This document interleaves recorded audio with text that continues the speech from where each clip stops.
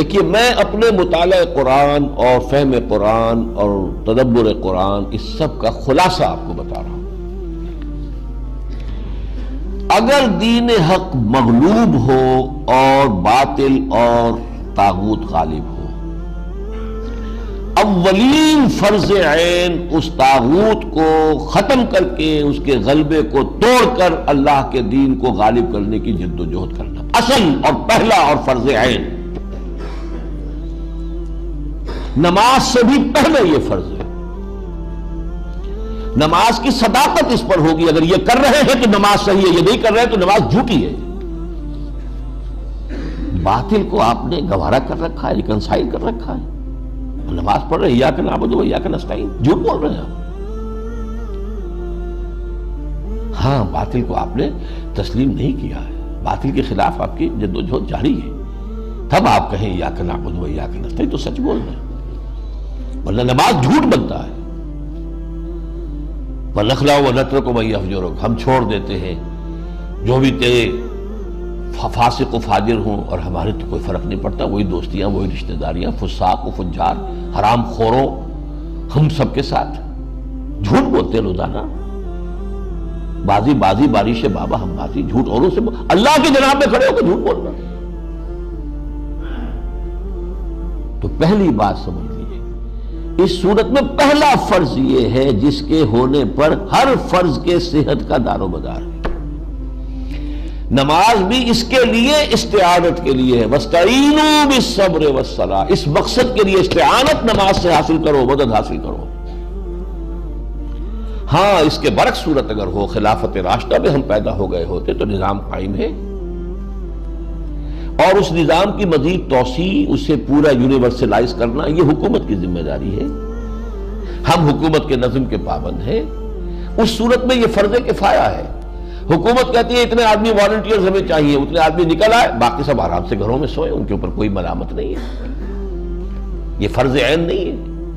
ایسے جیسے نماز جنازہ فرض کفایہ ہے، کچھ لوگوں نے نماز پڑھ لی، باقی سب کی طرف سے بھی ادا ہو جائے گی، کسی نے نہیں پڑھی تو سب مجرم، سب گناہگار ہو جائیں گے۔ اس معنی میں اگر خلافت کا نظام قائم ہو، دین غالب ہو، تو انڈیویجولز کے اوپر سے ذمہ داری ہٹ گئی، اب وہ ادارہ موجود ہے خلافت کا، حکومت اسلامی کا، وہ اس کی دیکھ بھال کرے گا۔ How to extend this domination of Allah's deen over the whole of the globe، اور اس میں جو بھی ضرورت اسے ہے، جو اسے افرادی قوت چاہیے، مالی قوت چاہیے، تعاون چاہیے، وہ لوگ پیش کر دیں، بس ٹھیک ہے۔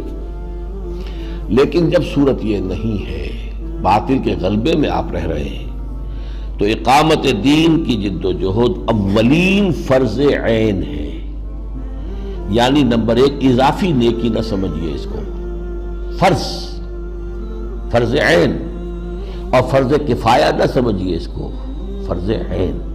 فرض عین اور اولین جب میں نے کہا تو اس میں دو چیزوں کی نفی ہوئی، اضافی نیکی نہیں ہے اور فرض کفایہ نہیں۔ نمبر دو، اس فرض عین کی ادائیگی کے لیے شرط لازم ہے، شرط لازم، پری ریکویزٹ، التزام جماعت، کسی نہ کسی جماعت میں ہونا اس کے لیے لازم ہے۔ جیسے نماز فرض عین ہے، وضو کے بغیر نہیں پڑھی جا سکتی، تو وضو بھی فرض ہو گیا۔ اقامت دین کی جد و جہد وضو کے بغیر نہیں ہو سکتی، جماعت کے بغیر نہیں ہو سکتی، لہذا جماعت فرض ہے۔ دیکھیے جہاں تک پہلی بات ہے، اس کے لیے تو میں نے سارا آپ کو آج پھر دوبارہ گنوا دیا، سورہ بقرہ سے سورہ توبہ تک، اور پھر وہ سورہ شورا سے، یہ ساری چیزیں گنوا دی آپ کے سامنے۔ جہاں تک التزام جماعت کا تعلق ہے، اس پر میں قرآن مجید سے کوئی نص صریح پیش نہیں کر سکتا، I admit it۔ اشارات ہیں، اشارات کس شکل میں ہیں؟ حزب اللہ کا لفظ استعمال کیا گیا، پارٹی، کس لیے کیا گیا؟ رہنمائی کے لیے کیا گیا، قرآن کا ہر لفظ ایک رہنمائی لیے ہوئے۔ یا محمد رسول اللہ والذین معہ، ایک جماعتی زندگی کا نقشہ آ گیا۔ یا سورہ صف میں ہم نے آج ہی پڑھا، من انصاری اللہ، کون ہے میرا مددگار، مل کر ایک جماعتی شکل بن گئی۔ لیکن یہ اشارات ہیں، نص قطعی جس کو کہتے قرآن سے نہیں ہے میرے پاس، میں تسلیم کر رہا ہوں۔ البتہ احادیث میں نصوص قطعیہ ہے بہت سخت، علیکم بالجماعت، تم پر لازم ہے جماعت کی شکل میں ہونا۔ اور جو ایک اثر ہے حضرت عمر فاروق رضی اللہ تعالی عنہ کا، لا اسلام الا بالجماعہ، جماعت کے بغیر کوئی اسلام ہے ہی نہیں۔ اور اس کو نوٹ کر لیے، جماعت کی دو ہی شکلیں ہیں، یا ہمارا جماعتی نظام ایک ریاست کی شکل اختیار کر چکا ہے، تو جو امیر المومنین ہے وہی ہمارا امیر ہے، یہی ہماری جماعت ہے۔ نہیں ہے تو کوئی نہ کوئی جماعت ہوگی جو اس کو قائم کرنے کی جد و جہد کرے، اس کا امیر ہے اور اس کے ساتھی ہے۔ اسلام کی کوئی تیسری شکل ہے ہی نہیں، یا تو خلافت ہے، حکومت ہے، یا نہیں ہے، دو ہی شکلیں ہیں۔